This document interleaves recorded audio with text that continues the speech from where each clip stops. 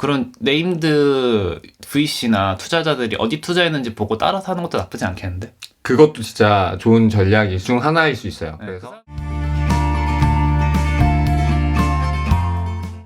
알트코인에 투자할 때 이제 뭘 보고 투자를 해야 될까를 같이 좀 얘기를 해보는 시간을 가져보려 합니다. 그러면은 비트코인을 투자해야 할 때 봐야 됐던 그런 지표나 조건들과는 다른 건지 아니면은 비슷한데 추가적으로 더 봐야 되는 게 있는 건지 싶은데요? 일단은 이제 비트코인 같은 경우에는 시장에 상장되고 거래가 된 지 되게 오랜 시간이 지났잖아요. 그래서 제일 오래된 역사를 가지고 있죠? 그쵸. 이제 그리고 이제 또 비트코인의 그런 성격 자체가 좀 가치 저장의 수단 혹은 디지털 화폐, 디지털 금 이렇게 잡혀 있어서 비트코인만으로만 좀 볼 수 있는 지표들이 저는 있다고 생각하는데, 물론 이제 다른 알트코인에도 비트코인에서 저희가 봐왔던 지표들을 만약 볼 수 있으면 같이 쓰면 좋으나, 이제 아무래도 초기 알트코인들은 데이터를 그렇게 모으지 못하는 경우가 많고요. 그러한 좀 데이터들이 유의미하지 못할 때가 있어요.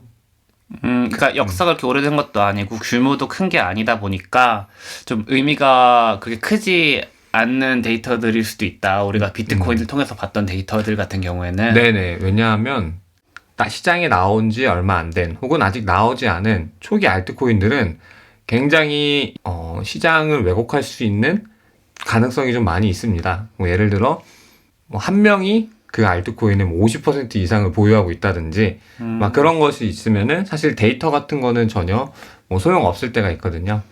그러면은 근데 알트코인 중에서도 나름 비트코인 거의 바로 다음에 나온 이제 코인들도 있을 수 있고 이제 정말 갓 생겨났거나 아니면 곧 생겨날 것들도 있을 수 있잖아요. 맞아요. 그런 것들 중에서 좀 어떤 거 위주로 보세요? 네, 오늘은 좀 갓 태어난 지 얼마 안 된 따끈따끈한. 따끈따끈한 알트코인 위주로 좀 말하면 뭔지 모르는 보통. 보통 그런 코인들을 볼 때, 투자를 할 때 어떤 것들을 좀 보고 투자해야 될지 좀 얘기하는 시간을 가지면 좋을 것 같습니다. 첫 번째로 알아봐야 될 건 뭘까요? 첫 번째는 저는 시가총액을 비교해야 되는데, 이제 어떤 것과 비교하냐 했을 때 해당 알트코인이 차지하게 되는 시장 내에 유사 알트코인들과 시가총액을 비교하는 게 저는 중요하다고 보고 있습니다.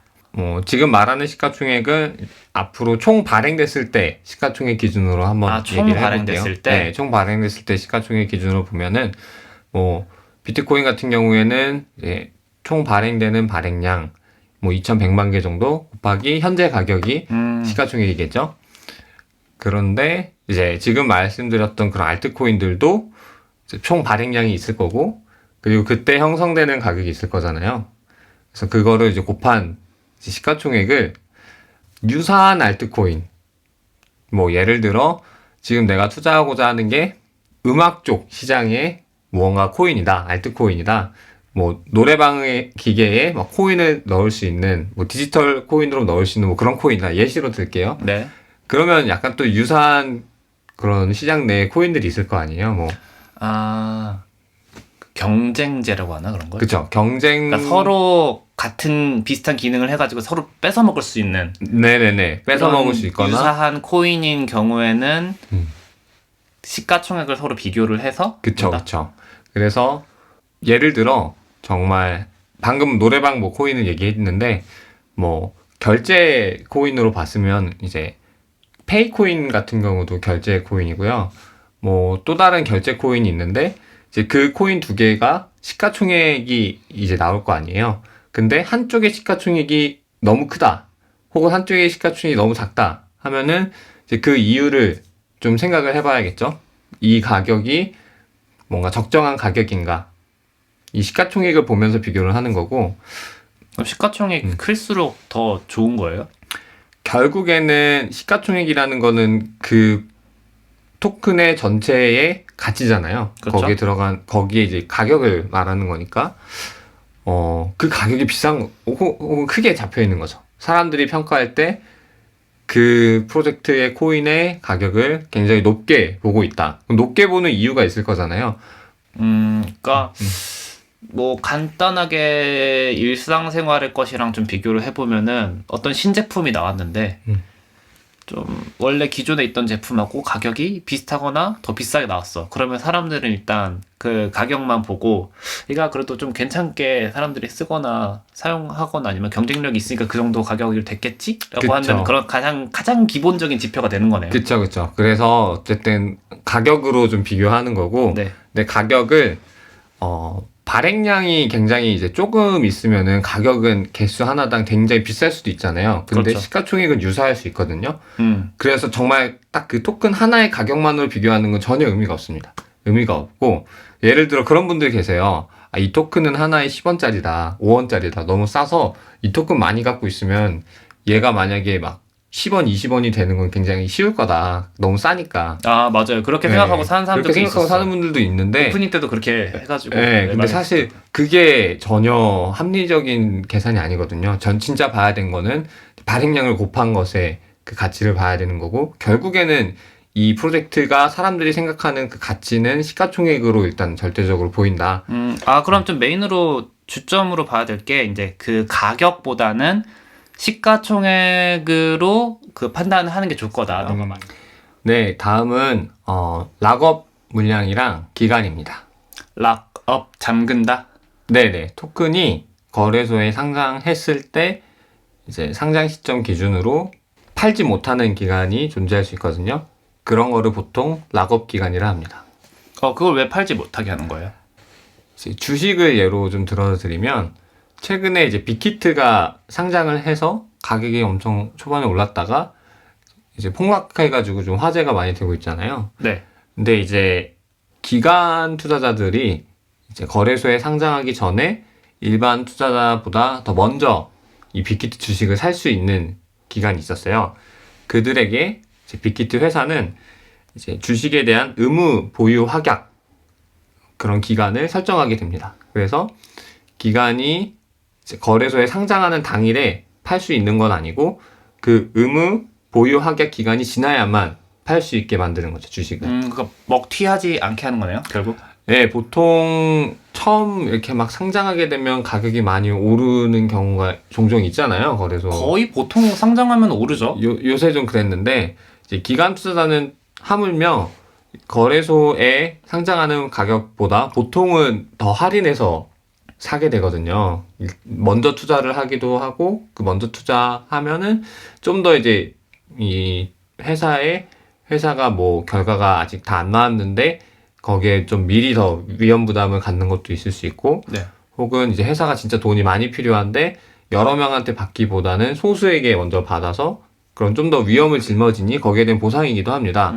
하지만 이제 이걸 악용해서 미리 이렇게 투자를 해서 만약에 그런 보유기간 같은 게 없으면 상장 당일에 이제 다 처분해버릴 수 있잖아요. 저 같아도 그럴 것 같아요. 네. 그러면은 갑자기 주식의 가격이 폭락하는 경우가 올 수 있죠. 그런 걸 방지하기 위해서 락업 그거를 한다. 네, 의무 보유 허가 기간, 이제 코인에서는 보통 락업 기간이라 하는데요. 이제 아까 말씀하신 게 락업 기간도 있었고 락업 물량 두 가지를 봐야 되는데 물량도 락업을 해요? 네네네. 그러니까 이제 락업 때는 이제 물량이 어느 정도 되냐, 토큰 수가 이제 그게 중요합니다. 그래서 빅히트가 최근에 가격을 막 떨어뜨렸던 요인 중 하나가 이 의무 확약 보유 물량이 기간이 풀리면서 마구마구 쏟아지면서 이 가격 하락에 일조했다라는 뉴스가 있었거든요. 그러니까 락업 물량이라는 건 그 전에 살 수 있는 물량을 말하는 거예요? 그 개수? 그쵸. 그 물량인데 개수인데 락업이 걸려있는 주식 숫자죠. 그래서 그 숫자가 사실 엄청나게 적으면 결국 상관이 없잖아요. 근데 그 물량이 엄청 크다고 생각해봐요. 전체 주식 유통이 100%인데 한 50%가 락업되어 있는 게 그럼 되게 불안정하다고도 볼 수 있겠네요. 그 폭탄이 언제 터질지 모르는 거잖아요. 락업이 끝나면은. 그렇죠. 뭐 오를 수도 있겠지만은. 네, 그래서 그 락업의 구조를 반드시 알아야 됩니다. 만약에 이 토큰이 뭐 상장하기 전이거나 혹은 상장 직후라 하더라도 아직까지 락업 물량이 있는 토큰이라면 언제쯤 그 락업 물량이 이제 시장에 유통되게 되는지를 보는 거는 굉장히 중요합니다. 그 비중이 얼마나 크고 어느 정도 기간까지 락업이 돼 있고 그게 다 이 기간과 물량이 뭐 높으면 낮으면 가격이 올라간다 내려간다가 아니라 그냥 그거 자체가 중요한 거네요. 그게 엄청난 영향을 끼칠 수 있기 때문에. 그쵸. 근데 만약에 그 이전에 투자했던 기관 투자자들이 좀 지금 형성되는 가격보다 만약 비싸게 사면은 사실 상관이 없죠. 근데 보통 그런 일은 잘 안 일어나서 이제 상장 직후에는 보통 대부분 훨씬 더 저렴한 가격에 기관 투자자들은 샀었기 때문에 이제 그들은 이제 보통 덤핑이라는 용어를 써요. 엄청 이제 그 물량들을 빠르게 처분을 하면서 떨이쳐고.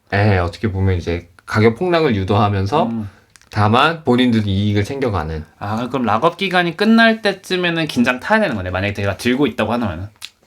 그게 이제 물량이 어느 정도고 그리고 기관 투자자가 그거를 이제 어느 정도 가격에 샀는지가 사실 중요하죠.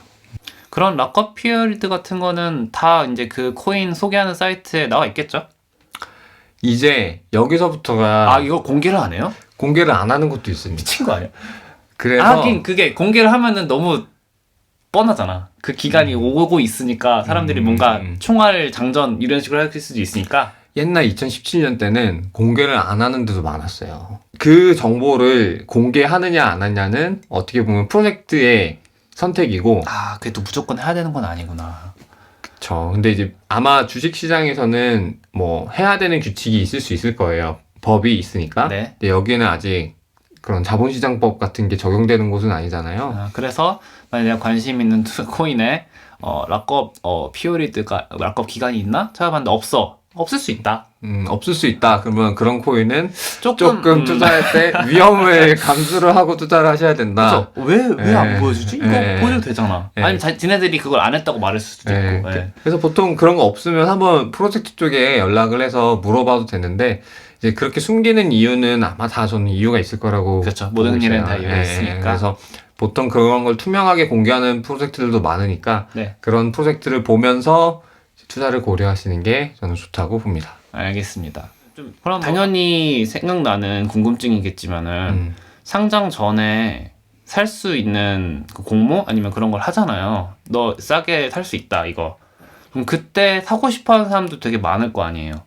그때 사는 게 좀 이득 아닌가? 그럼 결국에는 이제 여기서부터가 좀 또 자본주의의 법칙에 따라서 초기에 프로젝트 입장에서는 많은 사람에게 그 기회를 열어주는 것보다 소수의 믿음직한 이름 있는 브랜드 있는 기관 투자자한테 투자를 받는 게 이들이 앞으로의 투자를 더 받는 데 있어서 도움이 된다고 생각을 하는 프로젝트가 많습니다. 그 네임드한테 투자 받으면은 광고할 수 있으니까 이 사람 때문에 우리 투자했다. 그 정도 우리 가치 있다. 그렇죠. 플러스 기관 투자자들이 그냥 투자만 하고 딱 끝내는 경우도 있지만 보통은 이제 프로젝트를 초기에 많이 도와주거든요. 멀리 바라보기도 하고 가치를 보고. 그리고 내가 돈 투자했으니까 얘네가 잘 돼야 돈을 벌잖아요.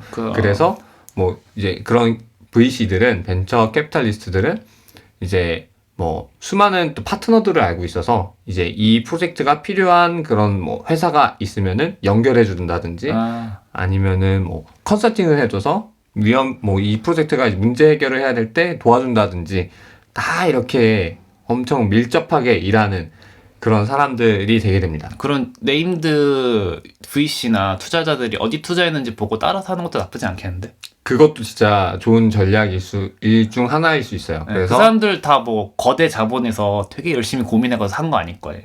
네, 맞습니다. 그러니까 내가 봤을 때 이 사람들 투자했으면은 어느 정도 신뢰성은 있을 것 같고 뭐 같이 뭐 지표 같은 거 좀 보니까 괜찮은 것 같아 하면은 들어갈 수도 있겠네요. 그렇게 뭔가 필터링 해도 되겠다. 네, 그래서 정말 그 암호화폐에 투자하는 벤처 캐피탈리스트 중에서 이제 네임드 랭킹이 있을 거잖아요. 랭킹을 쭉 나열해보고 그들이 이제 보유하고 있는 포트폴리오들을 유심히 관찰하고 그리고 왜 여기에 투자했는지 이런 티시스를 이제 얘기해주는 그런 심사역 혹은 투자자들이 존재하거든요. 그러면 그 투자자들의 이제 그런 생각을 계속 팔로우업하고 공부하고 어떤 종목들의 그런 약간 규칙성이 있는지 이런 걸 공부하는 것도 초보 투자자분들에게는 저는 도움이 된다고 생각합니다. 네, 코인재테크스쿨은 유튜브, 팟캐스트 두 가지 포맷으로 유튜브는 매주 월요일, 팟캐스트는 격주 월요일마다 업로드될 예정이고요. 내용 들으면서 궁금하셨던 질문 같은 거는 댓글로 남겨주시면 저희가 방송마다 답변해드리는 시간 가지도록 하겠습니다.